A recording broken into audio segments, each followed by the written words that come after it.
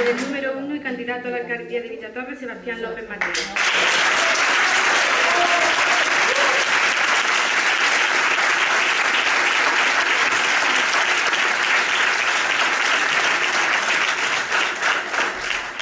Ahora le voy a dar la palabra a Luis Segura, seguirá Diego Barbera y terminará Sebastián López.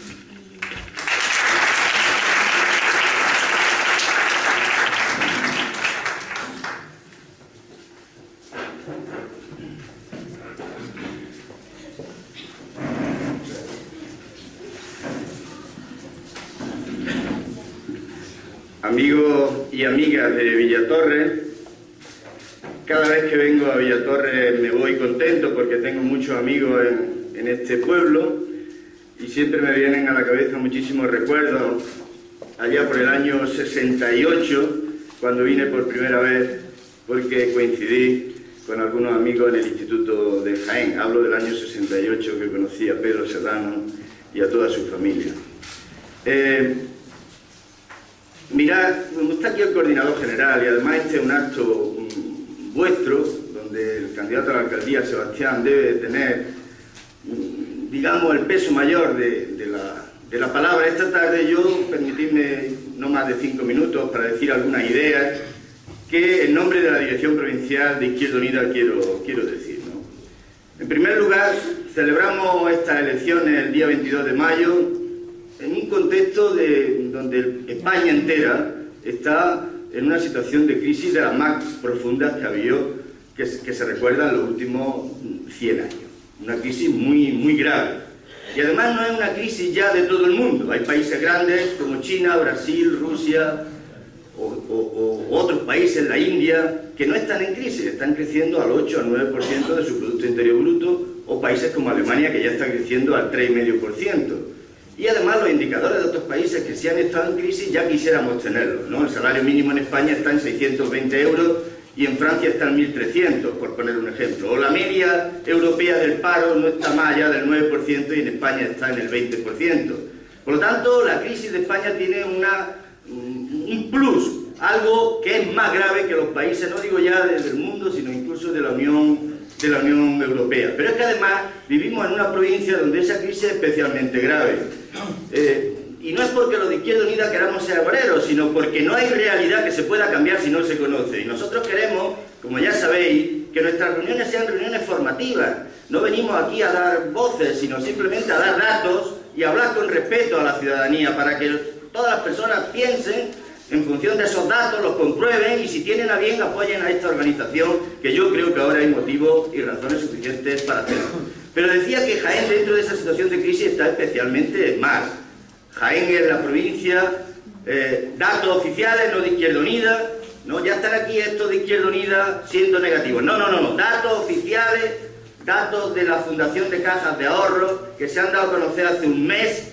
La provincia de Jaén es la penúltima de España en índice de convergencia en cuanto a renta de España con respecto a la Unión Europea. Si la Unión Europea, el índice de riqueza es 100, la provincia de Jaén tiene 72, solo superada en índice negativo por Granada de toda España. Esa es la situación que tiene la provincia de Jaén, con una crisis económica que se está haciendo ver en 3 aspectos fundamentales. Uno, la crisis de la comarca de Linares, la Carolina, Bailén, Andújar, todo lo que es la Nacional 4, que es una especie de isla industrial dentro de un desierto industrial que es la provincia de Jaén, y donde la situación de paro, de expedientes de regulación de empleo, y las últimas semanas, como sabéis, con el cierre de Santana, la única empresa que construía coches en toda la comunidad autónoma. Hay una situación de crisis en esa comarca muy profunda. En segundo lugar, la crisis en la provincia de Jaén se nota en el paro. Hay 51.000 personas registradas en el paro, es decir, personas paradas que se apuntan en la oficina. Después todas las que están paradas no se apuntan porque no tienen la fe de volver a encontrar ese trabajo, y entonces hay otro instrumento donde mide el paro, que es la encuesta de población activa, que dice que hay 77.000 personas en paro en la provincia de Jaén. Segundo problema importante de nuestra provincia. Y el tercer problema importante, lo hemos analizado aquí, yo en concreto he estado con vosotros algunas veces, es que el precio del aceite de oliva está a una media de 1,8 euros, con lo cual está a una media. Significa, por lo tanto, que hay muchos lugares de la provincia donde se está vendiendo por debajo de 1,8 euros para llegar a esa media, por debajo de los costes de producción de este producto. Y además, el otro día hubo una manifestación, todas las organizaciones agrarias de derecha, de izquierda, todas, la SAJA, UPA, COA, coinciden en que llevábamos razón los de Izquierda Unida. Y yo creo que lo vamos a decir en todos los rincones de la provincia de Jaén. Llevábamos razón cuando el año 98, que se produjo la reforma de la OCM del aceite de oliva, la aprobó la Comisión Europea. Pero hubo un informe preceptivo del Parlamento Europeo, no vinculante, preceptivo, que elaboró nuestro europarlamentario entonces, Salvador Llobé. Recordad, año 98. El informe de Salvador Llobé dijo con claridad tres cosas. Una, que había que mantener la ayuda a la producción y no a la superficie en el año 2003. Se desacopló la ayuda a la producción, como sabéis, que había que prohibir las mezclas. No se han prohibido las mezclas del aceite, no están prohibidas, por eso baja en la calidad. Y en tercer lugar, el informe de Salvador Llobé, el informe de Izquierda Unida, decía una cosa que es la más importante de todas, que no desapareciera el mecanismo de intervención. Y quitaron el mecanismo de intervención. ¿Qué era el mecanismo de intervención? Pues un procedimiento administrativo y político en virtud del cual estaba garantizado un precio mínimo del aceite. Eso se quitó para dejar el juego libre del mercado. Dejar el mercado libre. Se quitó y se aprobó por la Unión Europea y quitaron el mecanismo de intervención, que por cierto no costaba dinero ninguno. El Estado garantizaba un precio mínimo. ¿Qué es lo que ha pasado 13 años después? Porque llevábamos razón, quitaron el mecanismo de intervención, no prohibieron las mezclas y desacoplaron la ayuda a la producción. Y el precio del aceite ha bajado. ¿Por qué ha bajado, amigos de Villatorre? Pues ha bajado porque el mercado libre no existe. Los de izquierda no creemos en el mercado libre. ¿En qué sentido no creemos en el mercado libre? Porque el mercado o interviene en los poderes públicos o intervienen las grandes multinacionales. Y hay 4 o 5 grandes empresas multinacionales que tienen intervenido el precio del aceite, porque se quitó el mecanismo de intervención. Pero la Unión Europea aprobó eso. ¿Y qué era la Unión Europea? A través de la Comisión Europea, uno de los órganos de la Unión. ¿Y quién estaba sentado en el año 98 cuando se aprobó eso? 2 comisarios de España. Uno del PP, Loyola de Palacio, y otro del PSOE, Manuel Marín. Por lo tanto, son ellos los que votaron la reforma de la OCM, y de aquellas decisiones vienen hoy esta situación de ruina del aceite. Esta situación de ruina que está significando una disminución de renta tremenda en la provincia de Jaén, en toda la agricultura. Y eso no afecta solo a los grandes, a los medianos, a los pequeños, afecta a toda la población. Porque sabéis que nuestra provincia vive prácticamente del monocultivo del olivar. Y cuando la cosecha es pequeña o el precio es muy pequeño, repercute en las tiendas, en los comercios, en los carpinteros, la gente no hace reformas en las viviendas, repercute en todo. Y por lo tanto, esta es la situación que tenemos. Bien, ¿era inevitable lo del mecanismo de intervención? No era inevitable, ni es inevitable ahora con la reforma de la PAC que se va a discutir, se está discutiendo, no es inevitable que se vuelvan a introducir propuestas que hace Izquierda Unida. Si no, no hay salida al precio del aceite. Podrá subir momentáneamente cuando quieran subirlo, pero volverán a bajarlo cuando quieran bajarlo. Y el mecanismo de intervención significa, si se vuelve a rescatar, que el precio del aceite tiene un mínimo garantizado y después tiene un tope máximo a partir del cual está prohibido venderlo para beneficiar a los consumidores, porque tampoco interesa a los productores un precio por encima de una cantidad desorbitada. Bien. Estas son las consecuencias de la situación de crisis que hay en la provincia de Jaén. Con esto, no quiero hablar mucho más, podéis preguntar, ¿qué tiene esto que ver con las elecciones municipales? Pues tiene muchísimo que ver. Para no gastar más tiempo, tendríamos que analizar esta situación de crisis, la política que hace este gobierno. Este gobierno llegó hace 8 años con 3 grandes propuestas para el pueblo español.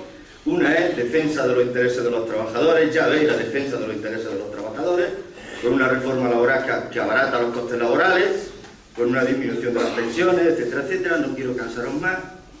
Llegó al gobierno diciendo que había que cambiar la energía por energía renovable, la energía nuclear. Ha vuelto a apostar por la energía nuclear y llegó al gobierno diciendo no a la guerra, y hace unos días ha dicho sí a la guerra. Esas son las 3 propuestas de este gobierno, los 3 retrocesos de este gobierno, los 3 incumplimientos. Por eso una situación de recortes, una política muy conservadora que está llevando a la conciencia de nuestro pueblo, a un sector importante, la idea más negativa de todas, que no es posible hacer otra cosa. Y nuestra obligación como formación política, lo dirá Diego, lo dirá Sebastián, repito, no quiero consumir mucho tiempo, nuestra obligación es deciros, la crisis es grave en cuanto al paro, en cuanto al precio del aceite, en la gente que no puede casarse, las hipotecas que son caras, el dinero que no lo dan, ahora mismo no hay financiación de las pequeñas empresas, de las familias, todo eso es grave. Pero lo más grave es que tratan de hacer creer de que no es posible hacer otra cosa, que hay que esperarse, porque que ya escampará, que la crisis es como una especie de fenómeno natural, un terremoto, una cosa que, bueno, que no se puede hacer, lo que se hace es lo que se puede hacer. Esa idea es perversa, porque esa idea lo que hace es inmovilizar a nuestro pueblo, quitar la ilusión, y no es verdad esa idea. Bastaría dedicar un poco de tiempo para explicar medidas alternativas. Yo voy a explicar una, dos o tres rápido, porque de verdad no quiero abusar del tiempo, pero Cayo Lara, en nombre de nuestra organización, y Diego Valdera, en nombre de nuestra organización Andalucía, han traspasado propuestas. Cayo Lara, 100 propuestas, Diego Valdera, 100 propuestas, Agriñá, presidente andaluz, y el presidente del gobierno, Rodríguez Zapatero, de medidas que son alternativas posibles y realistas, y que no son el comunismo para mañana, por la mañana, que son propuestas que se podrían hacer, con lo que hay, con lo existente, que no estamos condenados a hacer lo que se hace. Esta es la idea central. ¿Y qué propuestas? Bueno, una, dos, tres para no abusar del tiempo, pero ahí están, y nuestra organización en Villatorres podía repartirlas, debatirlas con vosotros, para hacer creer o para hacer razonable que es posible otra política. Esta organización representa algo distinto. Otra cosa, lo que pasa es que tenemos una enorme dificultad para transmitir lo que proponemos, porque sabéis que los telediarios nunca abren con Izquierda Unida, a no ser que le dé un infarto a nuestro coordinador general, y entonces es primera plana. Pero si no ocurre algo muy grave, esto parece un partido de tenis entre dos. Quieren secuestrar los medios de comunicación. Están retorciendo la Constitución, que en su artículo 1 habla del pluralismo como uno de los valores del ordenamiento jurídico, y el artículo 6 de que los partidos, el pluralismo se expresa a través de los partidos. Bien, tenemos dificultad para difundir nuestras propuestas, pero nuestras propuestas son claras y razonables, y realistas y posibles. Mañana se podrían aplicar. Por ejemplo, se podría aplicar una reforma progresiva de los impuestos, una reforma fiscal progresiva, que además lo dice la Constitución. ¿Y eso qué significa? Significa que el debate que han tenido estos años atrás, de que si hay que subir o bajar los impuestos, es un debate falso, porque a uno hay que subir los impuestos y a otro hay que bajárselos, que es lo que dice la Constitución. Y si se bajara, si hiciese esa reforma fiscal progresiva, al mismo tiempo que habría más justicia social, aumentaría la recaudación del Estado. Y si aumenta la recaudación del Estado, es posible hacer otro tipo de cosas, no hace falta recortar tanto el gasto público, porque los recortes del gasto público y otras medidas de recorte son medidas muy de derecha y no son inevitables. Van encaminadas a disminuir la actividad económica del Estado para favorecer la actividad económica privada. La crisis se va a acabar dentro de poco, ya veréis cómo empezará a crecer la economía, siempre ha pasado igual. La crisis la han provocado, han parado el crédito y la han provocado. ¿Para qué? Para recomponer la tasa de ganancia del capital, porque la crisis esta no es de escasez, lo hemos explicado en esta sala, esta crisis es de superproducción. ¿Qué significa eso? La crisis de escasez, los más veteranos lo recordaréis, era la que hubo en España después de la guerra civil. El aparato productivo estaba destruido por la guerra, no se producía nada, no se podía comprar nada aunque hubiese dinero.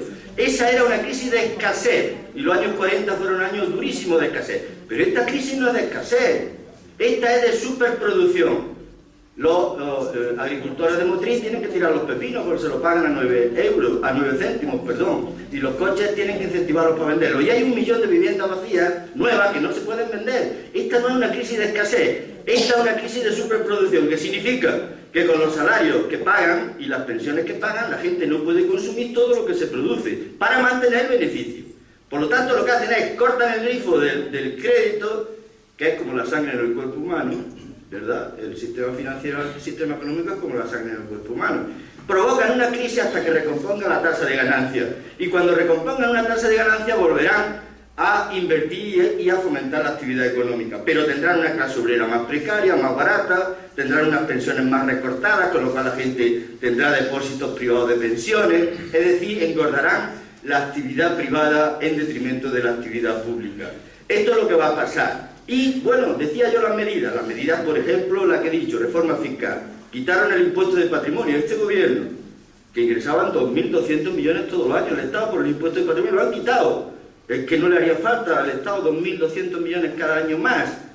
Pues tendría que recortar menos. ¿Y a quién beneficia quitar el impuesto de patrimonio? Pues al que tiene patrimonio, no a los trabajadores ni a los pequeños propietarios, a los grandes propietarios. Segunda medida, podía hacerse un sector público financiero. El Estado no tiene sector público financiero para incidir en la economía, para favorecer el crédito de los pequeños y medianos agricultores, de los pequeños y medianos empresarios, de los autónomos, de las familias. Y no tiene ninguna entidad pública, no puede incidir en eso. La han vendido todas. Y hace unos años teníamos